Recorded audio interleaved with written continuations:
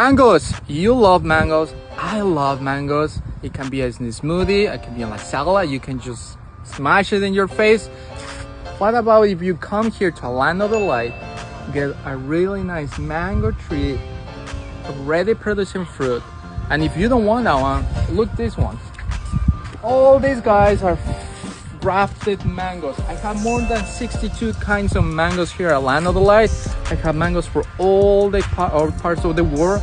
They can grow here in Florida. They grow very well, and all these ones have different flavors that you can imagine. I have one that tastes like lemon, orange, saffron, from India. Which one you want it? All these trees are grafted. These ones are gonna start getting fruit at least in 2 years more, so don't wait. Come here to Land of the Light. And if you don't want to wait a lot, let me show you this. Just come get a bigger tree already producing fruit, so you don't have to be waiting. So beautiful tree here. We have Floringon, we have Glen, and this beautiful mango tree here already producing fruit. So come to Land of the Light.